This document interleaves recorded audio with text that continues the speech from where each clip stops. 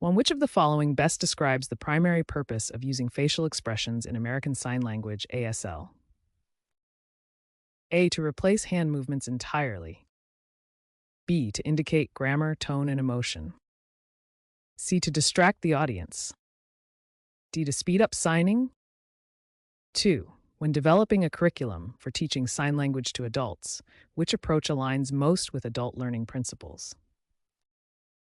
A. Strict lecture-based instruction. B. Hands-on practice with real-life scenarios.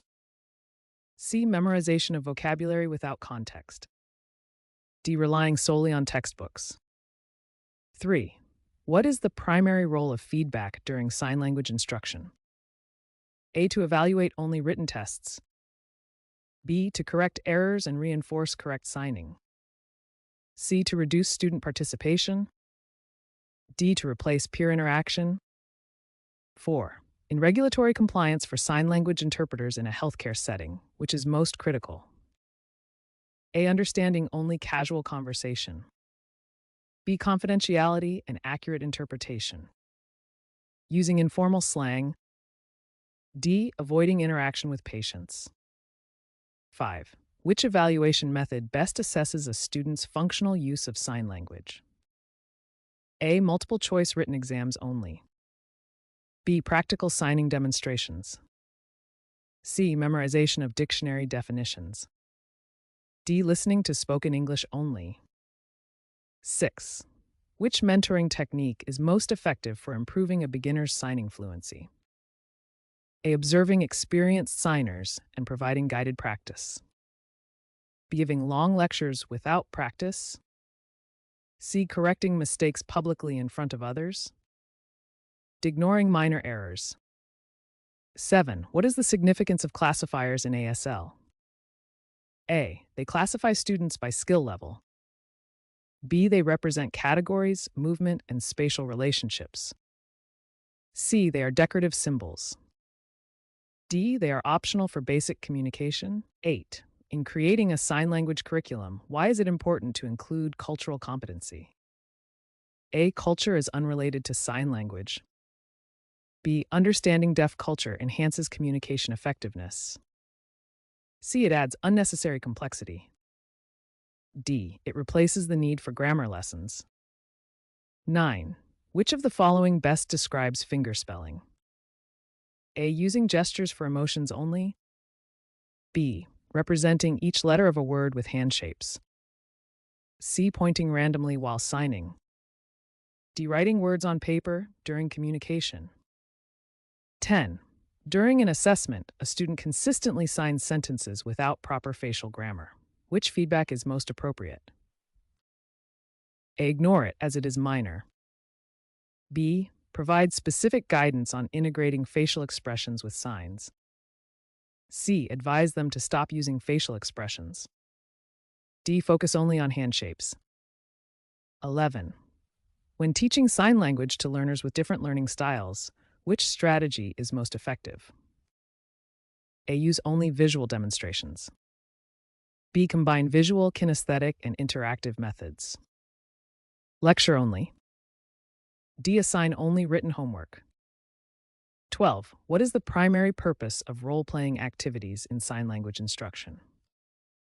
A. To test students' memory. B. To practice real-life communication scenarios. C. To replace formal assessments. To occupy class time. 13. Which of the following is a key component of ASL syntax? A. Word-for-word English translation. B. Subject-verb-object order with non-manual markers. C. Random hand movements. D. Written punctuation marks. 14. Which mentoring approach encourages self-reflection in sign language learners? A. Providing immediate corrections only.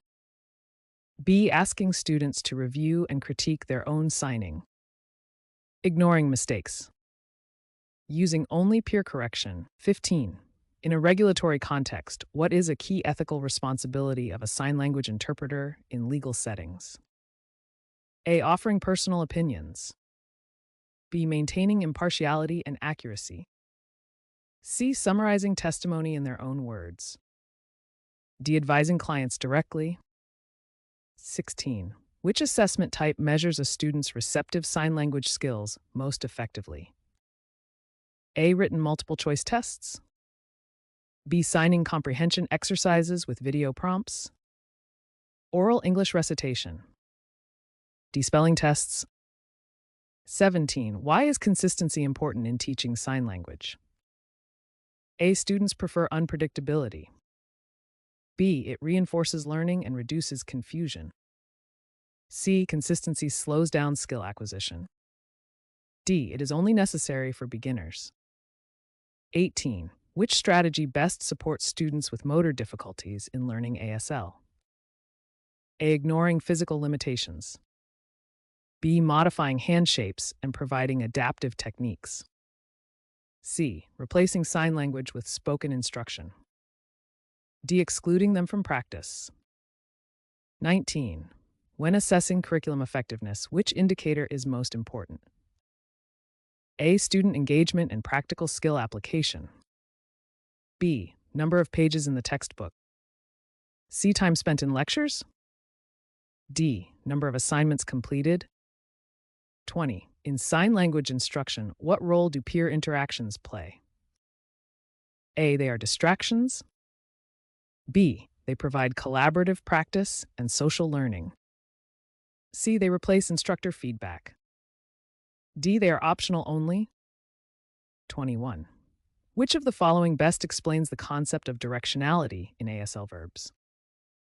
A. The verb moves to show subject and object relationships. B. Verbs are always stationary. C. Directionality refers to classroom seating. D. It is unrelated to grammar. 22. When planning lessons for adult learners, which principle is most important? A. Adults learn best with passive listening. B. Adults benefit from relevant, goal-oriented activities. C. Adults require only memorization. D. Adults need repetitive lectures. 23. What is the main purpose of using space in ASL? To decorate signs. To indicate spatial relationships, reference, and verb agreement. C. To confuse learners. D. To speed up signing without meaning. 24. Which method best promotes long-term retention of sign language vocabulary? A. One-time exposure in lectures. B. Repeated practice with meaningful context and reinforcement. C. Memorization without use. D. Rote copying of signs from textbooks. 25. During mentoring, a student struggles with comprehension. Which approach aligns with best practices? A. Increase lecture length. B. Use modeling, scaffolding, and guided practice. C. Criticize their inability. D. Focus only on written assignments. 26. What is the purpose of non-manual markers in ASL? A. They are decorative. B. They indicate grammatical features like questions, negation, or intensity. C. They replace hand signs. D. They are optional for all communication. 27. Which regulatory consideration is critical when interpreting for educational assessments? A. Providing hints to students. B. Accurate and impartial translation of content. C. Explaining answers in detail. D. Allowing students to sign their own version. 28. Which of the following demonstrates effective adult learning practice in sign language instruction? A. Encouraging independent problem solving and discussion. B. Solely using memorization drills. C. Ignoring learners' feedback. Using only standardized tests. 29. Why is it important to integrate deaf culture into sign language education? A. Culture is unrelated. B. It fosters respect, understanding, and effective communication. C. It distracts from language acquisition. D. It replaces grammar lessons. 30. Which is the best approach to correcting errors during sign language practice? A. Immediate, specific, and constructive feedback. Publicly criticizing students. Ignoring mistakes. Using vague comments. 31. What is the main function of role shift in ASL storytelling? A. To introduce new vocabulary. B. To represent different characters or perspectives. C. To confuse the audience. D. To replace hand signs. 32. How can instructors assess fluency in ASL? A. Timing students on speed only. B. Observing natural, accurate, and expressive signing in context. C. Testing written comprehension only. D. Using flashcards exclusively. 33. Which mentoring practice builds confidence in learners? A. Celebrating progress and offering encouragement, but focusing solely on mistakes. C. Avoiding feedback. D. Allowing self-study only. 34. What is a common challenge when evaluating sign language comprehension? A. Students overusing written English. B. Differentiating between recognition and active production. C. Students ignoring the instructor. Lack of textbooks. 35.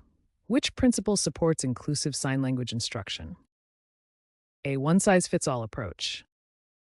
B. Adapting materials and pacing to diverse needs.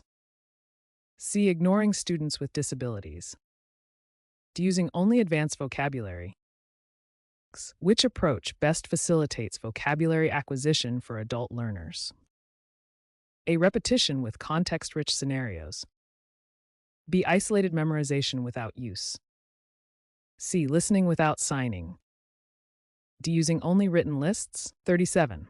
When mentoring, how should an instructor address repeated errors in signing? A. Use gentle, structured, corrective feedback and practice. Criticize harshly. C. Ignore them. D. Reduce practice time